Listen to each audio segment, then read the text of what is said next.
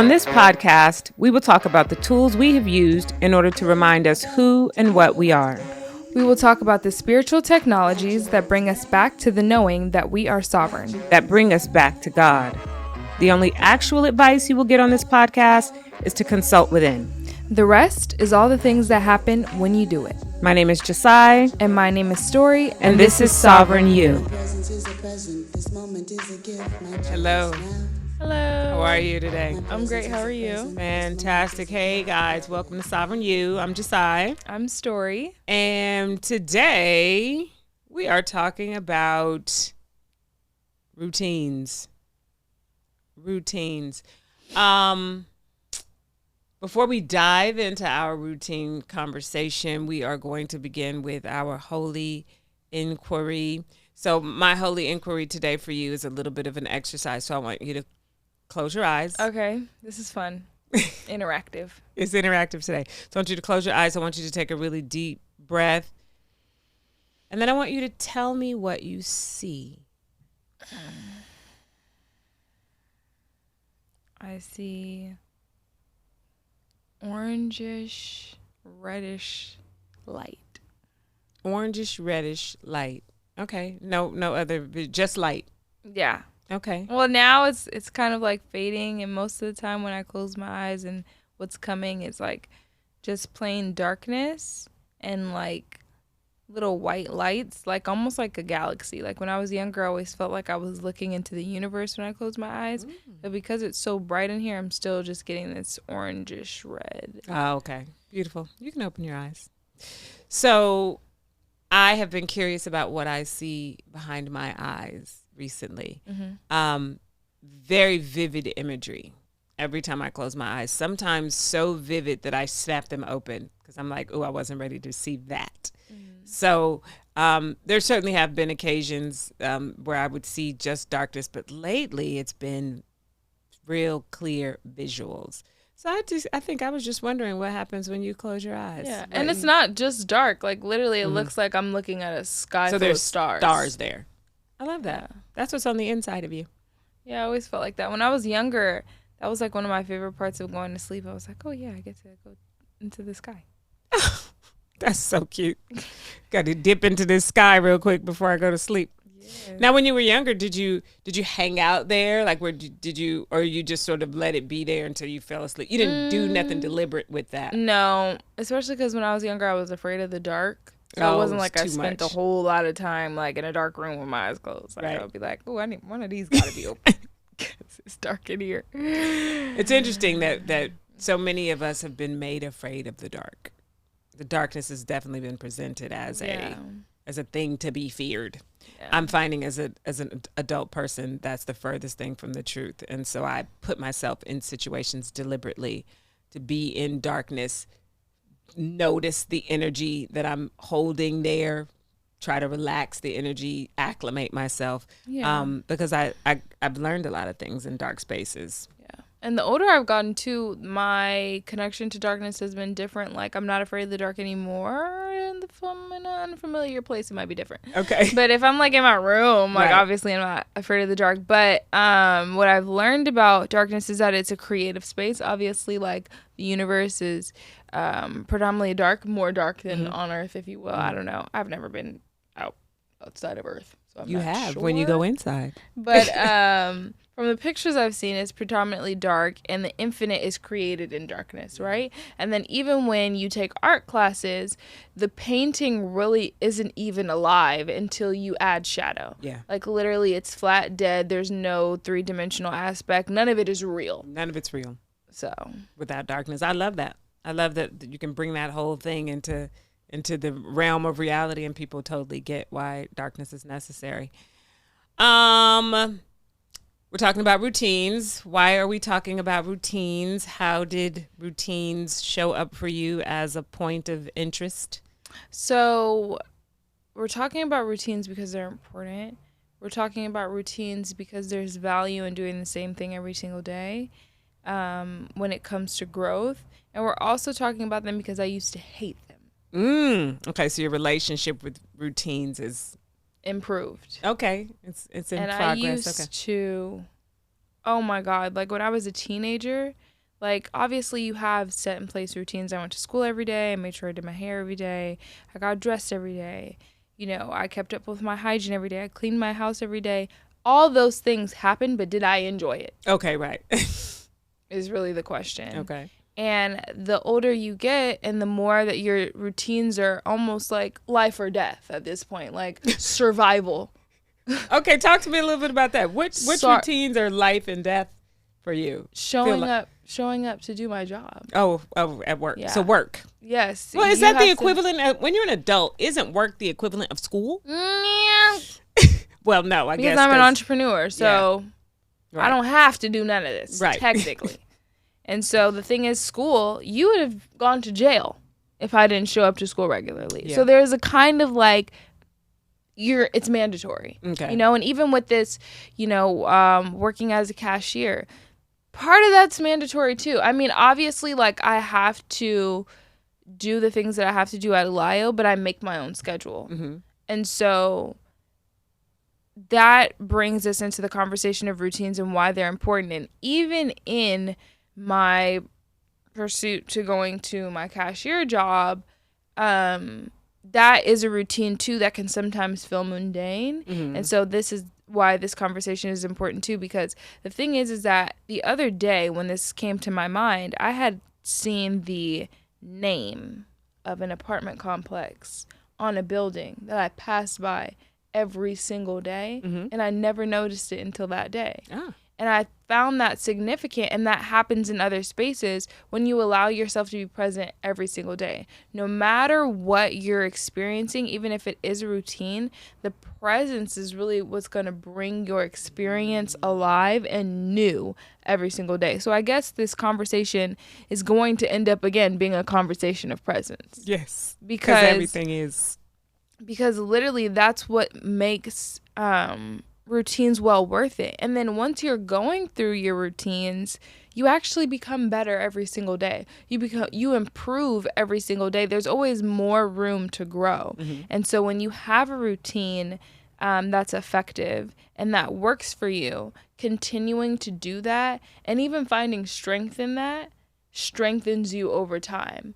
Because when I started living on my own, the excitement of like grocery shopping and paying bills and things like that, it's so fun and exciting. And then when you're doing it all the time, you're just like, bro, this is boring, actually. It's lame. So then I found myself putting myself in positions where I would be overspending or not being financially responsible just because I was trying to get something new, some sort of excitement. Ah. And the thing is that that's not valuable in the long run. Like, if I really want to live a life of excitement, if I really want to live a life of experiencing new things, traveling to new places, having new experiences, like I said, it has to be gradual and it has to come through sturdy routines. Yeah, it has to be grounded in something. Yeah. It can't just be blowing about. You can go somewhere a one-off real quick, but if that puts you back a year, 3 months, 6 months, 13, 15 months, then it's like, woo, yeah. Realistically, what did you just do? Yeah. Yeah, that's you harmed beautiful. yourself. That's really beautiful. That when you were sharing that about doing the same thing every day and getting better at it and the value of that, I was watching a young man on Instagram. He is a Native American dancer, and his tool in his dancing is these kind of hoops, and he has a full regalia and makeup and the whole thing. And he was telling the story about, they didn't have a lot of money. He was going out with his uncle and they were performing, and so he had to do his own makeup.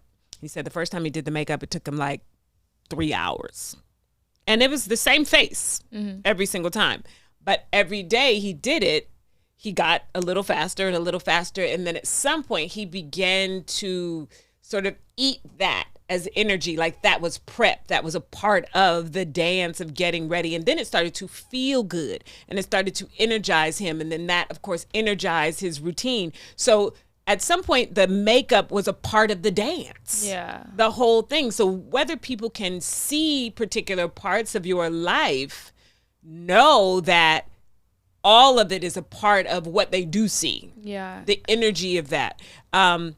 And it was quite beautiful. I mean, and the makeup was really elaborate, but I could see how the first time around you'd be like, I just wish I had somebody who could do this. Or the first time around you're excited, right? Because there's a structure to relationships that applies to anything you engage with. Mm-hmm. And the structure is that there's the excitement phase.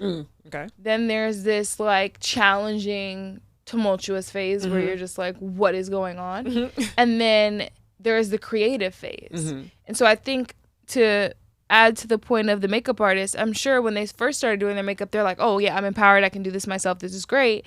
And then it was like, oh, this is taking a long time management. How do I work this out? And then you get to a creative phase where you can do more with what you now know. For sure. And you can broaden your experience. Now the routine is set in stone. It's foundational. It's working for you. But now it's bigger. Yeah. Now you can grow off of it. And so, yeah, that applies to relationships, but that also just applies to anything like I said that you engage with. Yeah. When we were doing holy cartography, so holy cartography is a really unique meditation practice that involves your whole being. So it involves you getting up at a really, really early time in the morning. So holy cartography starts at 5:30. It's a live experience. So no matter where you live in the city, you got to kind of be up early to get somewhere and be situated by 5:30 in the morning. If you're late, it's over for you. So it is imperative that, again, as soon as you open your eyes, you're in the game, you're in the practice. But you get there and then it's the same meditation every day. And I think that when people realized it was going to be the same meditation every single day for 10 days, some part of their mind was like, well, what's going to be the point in this? Like, why? Yeah. Because once you have that foundationally, you get to see what presence does, what being present for a thing does, and not only what presence does, but that you are a different thing every day. Yeah. One of the girls who was participating said that she had to remind herself every morning, no, you go this way every morning, because every single morning she would see something different. She would see the same things, but then she would see a thing and be like, was that really here yesterday? Because it's a big thing. These are not even small things. These are things like it could run into you and knock you down. Like a billboard or maybe something like that. Was that there yesterday? Yeah. Because every day we are angled in this life just a bit differently. If we are having a challenge, being there, being present in your routine, because you're thinking, well, I did this yesterday and there was no remedy. Well, how is doing it today going to be a remedy? Be there. Yeah. Be there, because the version of you that's there today is not the version of you that was there yesterday. Paying attention in that way, particularly inside what I feel like is a safety net of a routine, is super valuable. Yeah. Super and valuable. See, the thing is that routines, habits, and behaviors build. Yeah. Like just because you're not nailing some pieces of wood together, or putting blocks physically on top of each other, doesn't mean you're not building. Like you're constantly, even if it's not physical, you're constantly building in your habits and routines. And collectively they come together and they support you. And when you reflect, you're like, wow, that was because I was doing this consistently. Yes. And that was because I was doing that consistently. And you don't know unless you're consistent, right? That's because the thing. You'll never know. You'll never know what it will do for you unless you're obedient to it and be consistent. This is good. This episode is church already. Because I'm telling you, there are things we complain about. And there are remedies that people give to us. And we say, okay, I'm going to take that remedy. And I'm going to do that remedy, and I'm going to do it 3 times. Or for a few months. And then we're like, no, that remedy doesn't work. No, you don't work. Yeah, you didn't do You didn't work it. You didn't do that. These things, all of the things that we work, that we are willing to work, they work. If we show up, keep showing up. You didn't graduate from the 1st grade in 3 months.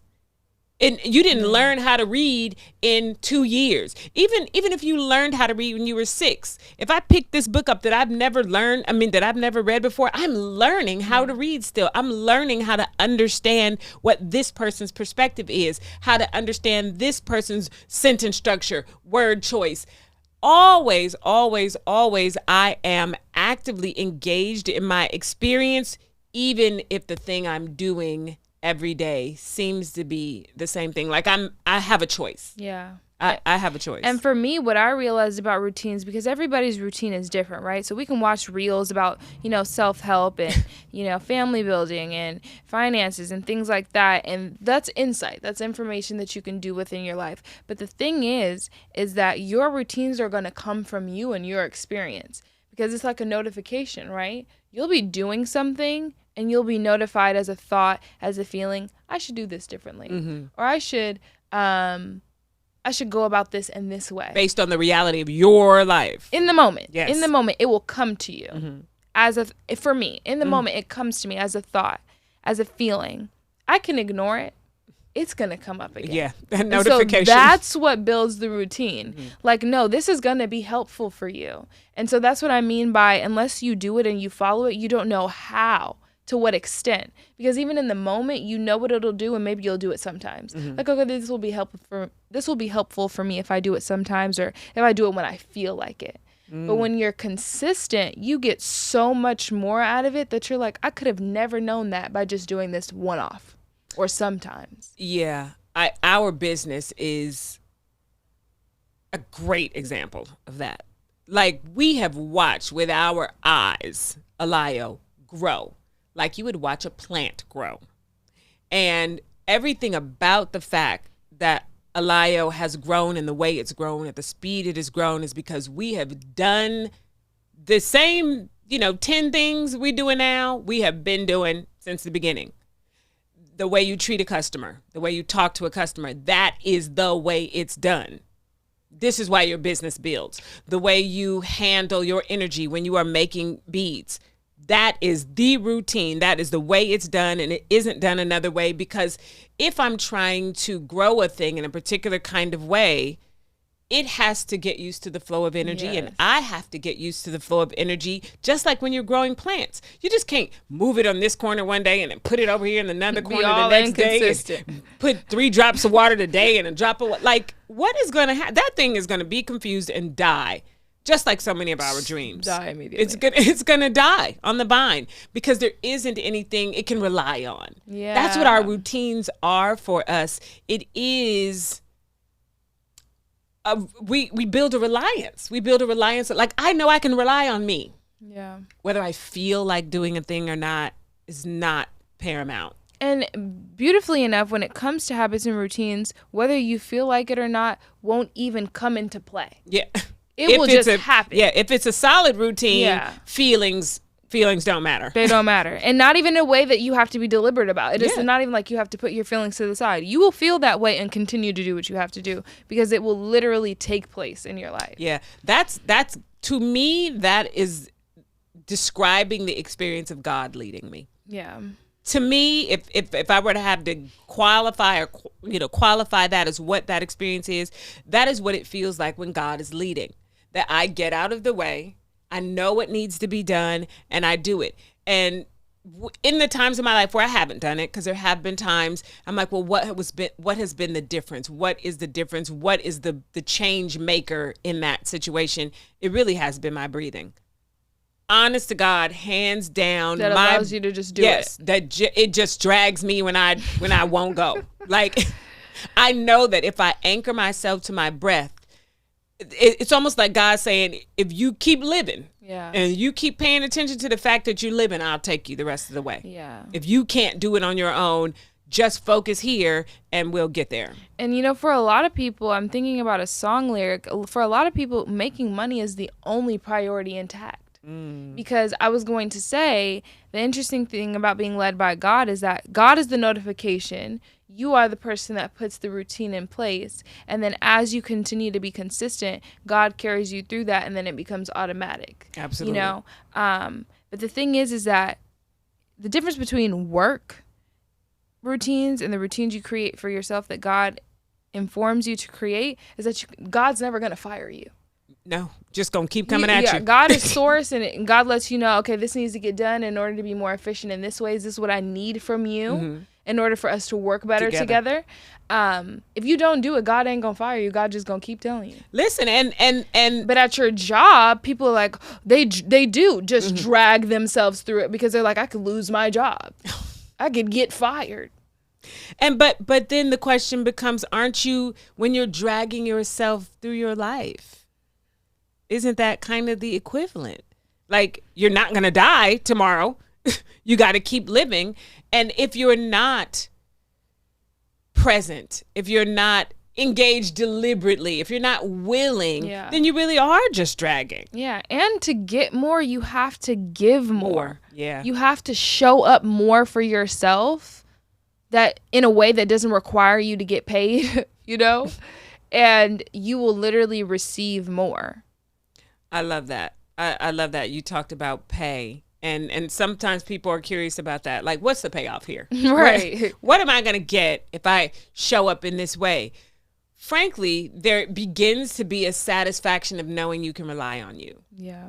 Because we get kind of antsy and anxious, like, who do I have? Who can I rely on? Who can? And then this is how we start gathering people in our lives and situations in our lives that might not necessarily be the most beneficial, because we're just trying to get some footing. Yeah. We're just trying to get something that feels solid. No, you can be it. Yeah. You can be the solid for you, and then everything that comes to you really does belong in that space. And it's not there just in case I fail myself. Yeah, and because we're creative beings, and I, hope that a portion of the people we're talking to are also creative beings. How are you creative if you can't rely on yourself? How do you even create if you can't rely on yourself? Because you'll have a thought, you'll be moved to do something, but then immediately it'll be followed by, well, I don't ever get things done. I don't ever do what I say I'm gonna do. So that kind of makes you feel more like, I can't create. Do it. Yeah. I can't do it. And so that's where dreams do become deferred, because when have you ever done what you say you're going to do? You got to get there. And you can start small. I'm going to wash the dishes. Wash them. Wash the dishes. I'm going to do my laundry. And treat yourself like your parent. Don't go to sleep until you do it.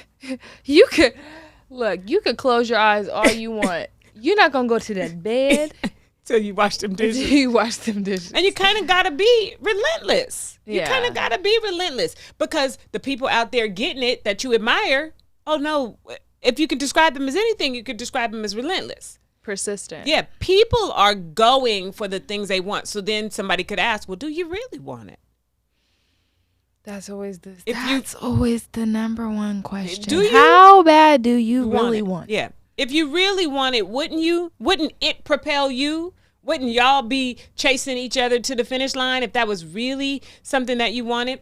Now, the you who wants it, what version of you wants the things you want is a really, really important question. Very, yes. What version of you? Is it the version of you that just wants to appear a particular way to this group? Yes. And so it's interesting. There's this Sunday fellowship that I was watching with my boyfriend, and the leader of it, her name is Queen Yen, and she talked about appearances and how a lot of people do what they want from an egoic place. So literally their success is more so about how they will appear or how it makes them feel, outside of really just going for it because it fulfills you. Like, there's a different kind of fulfillment. Like, you can get this internal fulfillment or you can get external fulfillment. And internal fulfillment is sustainable. That's the buzzword out here. Internal fulfillment is absolutely sustainable. It is endogenous. It comes from within you. No one could take it from you. If somebody disagrees, it doesn't matter. You can allow them to have whatever their opinion is, because what's yours is yours, because you've worked for it, because you've sacrificed for it. You have put your life together in such a way with your routines that says, no, I know you might think this about it, but this is working for me. Without that grounding, without the roots in that soil like that, somebody could come by and make one little comment and blow the whole thing away. this is a lot of the value of routines, and what you learn when you practice in them is this is the sort of pot I'm most solid in. I've watched it. I've gotten results from it. Right. I've accomplished things from it. So I'm going to stay here. It allows the world to be the world. It allows opinions to be opinions, and it allows for your growth still. Yeah, and internal safety is another thing that I feel is important, and it's a conversation that I feel needs to be more open, especially with people who suffer from anxiety. Like, even the result could be, I feel safe. When I'm doing this makes me feel safe. Absolutely. Like that is enough sometimes too, because a lot of people are resorting to other things to cure their anxiety, when it's like, maybe you should just adjust the way that you're giving yourself as an offering to the world. How are you managing your life in a way that makes you feel safe? Oh, that's something to think about. That's a super payoff for me. Like, that's what really brings me peace. I'm like, oh, I feel safe. Yeah. That's a reward to me, because there are times when I really don't. And I'm like, oh, yeah, not that environment anymore. Oh, I see. Okay. So environmentally, you can realize not only is this off routine, but a lot of things, or some things that could be off routine, you can feel like, oh, no. Yeah. To me, that's the first reward of a routine. Do I feel safe? Does this make me feel safe? Anything that I'm doing over and over in my life, anything that I'm experiencing, is this experience providing me a sense of safety? Got it. That makes sense. Routine. What routines do I have? Your moon room. Yes. Oh, goodness. Oh, listen. Yeah. Listen, you know what? And like you said, those things are so embedded in my life, I don't even think of them as routines anymore. I don't. And I guess if I told somebody, I spend 2 hours a day locked in a room, just, talking to God and engaging with God, for some people that could feel like, oh my God, how? Like, what? Overwhelming. I think that, when you are instructed by your inner intelligence to do a particular thing, and it benefits you immediately, because the truth is that practice was beneficial to me immediately, I just sort of absorbed that. Because it was just a notification, like, do this. Do this. Absolutely. Very clear, too. Do it. And I think when God sends you these notifications, they're clear. They're concise. It's not no whole, it's not super elaborate where you can't remember it. Like, it's in there. It is available to you. And sometimes it's just a tweak of what you're already doing, because you already practice silence. You already meditated. Yeah. But it's like, okay, now it's time to go to the next level. And there are always new levels. Yeah. Which I think is also something people could take heart to when they're thinking about their routines. That once you get in it, it'll grow. It won't feel boring, or it won't feel, like, why are we doing that? Because as you grow, it grows. Your routines teach you, and everything you learn grows you. Yeah. And I found that for me too, like, honestly, if it's boring me, that's not going to be the routine. That's not going to be the routine. No. Or if it's boring you, are you really there for what's going on? Because I think sometimes people are bored because their brains are somewhere else while their body is here. Yeah. Are you paying attention to what you're doing? Yeah, I always go for the best feeling. I like things that light me up, that I can find enjoyment in. And so a routine for me is, I'm always daily, I listen to music. Now it's changed because, again, safety matters. So how I feel with certain vibrations of music matters to me. Even if it is a routine for me to feel peace, for me to feel at ease, for me to experience joy, how I go about that matters. Because I can't be walking around anxious, like, oh my God, what's going on? Like, I have to be balanced. Or you can, but you also can know you chose that. Yeah, I have to be balanced. I have to be grounded. So that's definitely a routine for me. What other routines do I have? Daily routines. I make sure that I get up and I pray. Before I go to sleep, I pray. I make sure that I get my work done for Elio, and then I go to Wingstop. So I just feel like, even though it's the same things every single day, I find joy in what I am doing and pursuing. Like, the reason I go to Wingstop is for my own financial security and my own financial freedom. And so when I'm doing that, that's what I'm also keeping in mind. Yes. So intention while you're in your intention and attention. Like if you're going to Wingstop, but you're paying attention to the other people that work there and how they act, your eye is off the ball. Your eye is not on the prize. If the prize is get this money, stack this money, make sure I have enough resource to live my life comfortably, ain't no people in there. Ain't no people in the way of that. There ain't nobody there in the way of seeing that clearly. Yeah. That kind of focus will keep you sane the whole time, no matter what you're doing.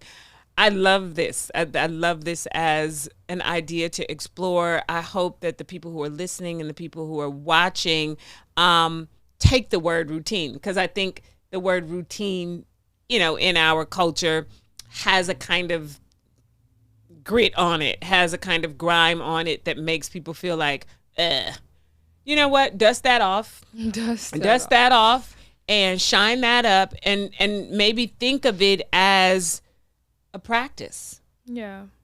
A practice is a thing that is going to grow you, teach you, show you, propel you.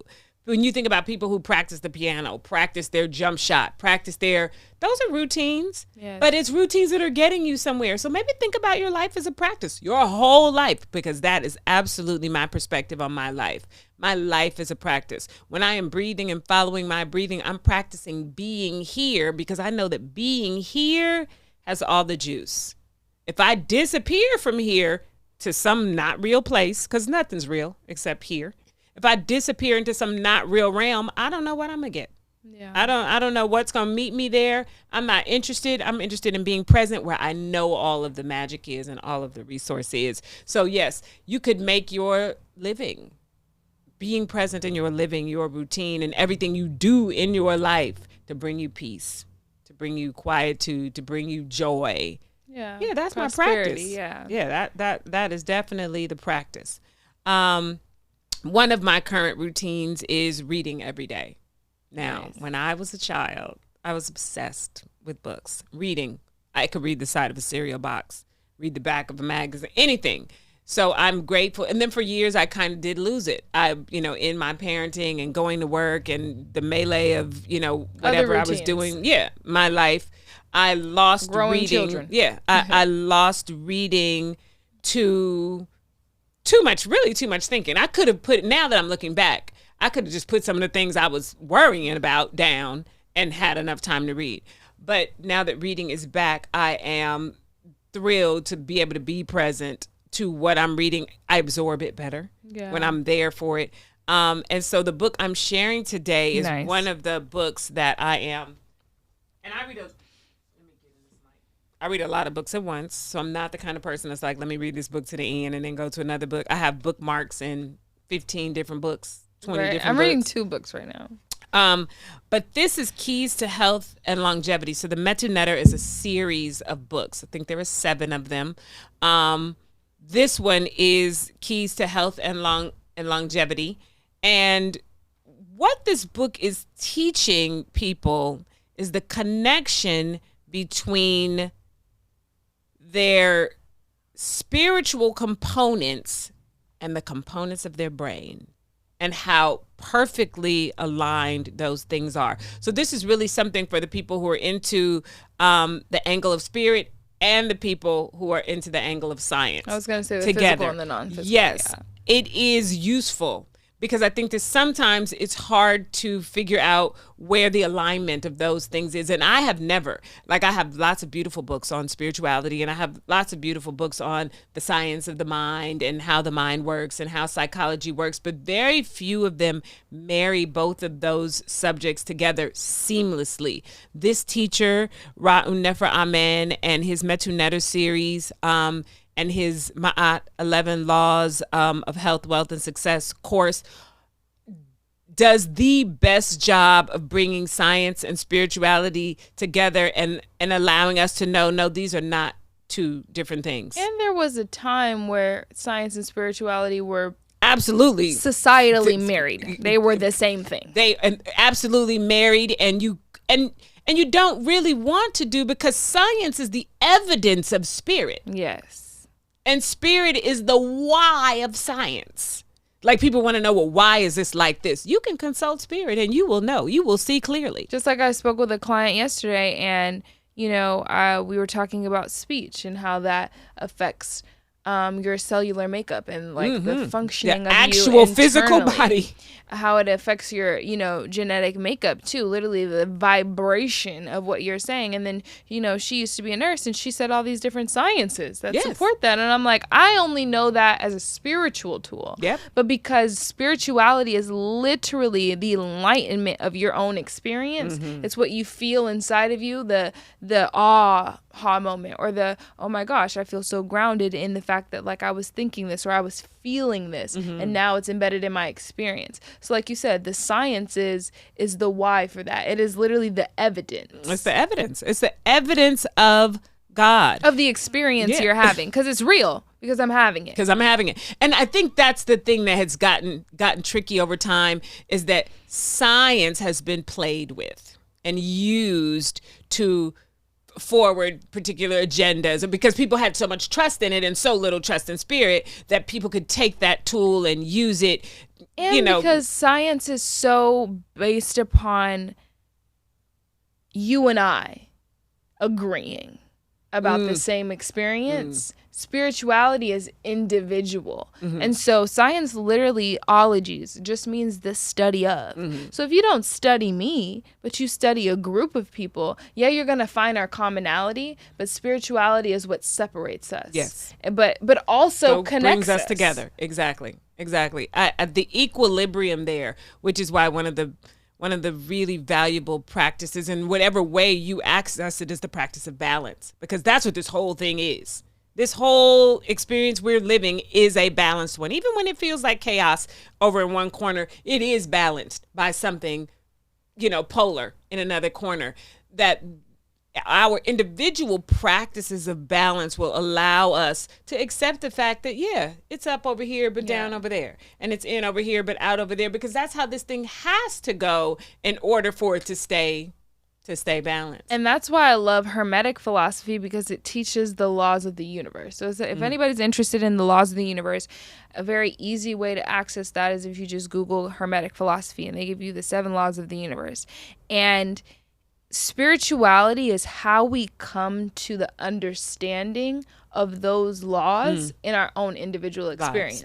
So that's where spirituality can separate us as individuals, but the principles connect us. So how we got there, how we got to our understanding of polarity, how we got to our understanding of cause and effect, how we got to our understanding of those different principles is what can make us different, and we can convey that to each other and learn from one another. And share, But then in the root of it all, it comes from what's absolutely true about this experience. Absolute.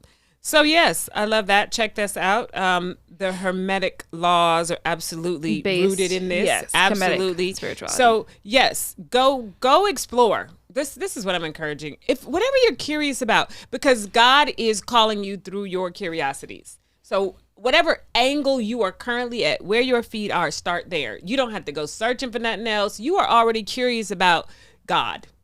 In whatever your curiosities are, you're already curious. Go search there, and then that thing will begin to bloom and unfold for you. And now we are going to our Wisdom Owl segment of the podcast. Story is going to do the honors today. I hope that's okay. Not the same one? No. Okay. It's gonna be great what we got there. Awesome. Let's see. Okay. What scares you?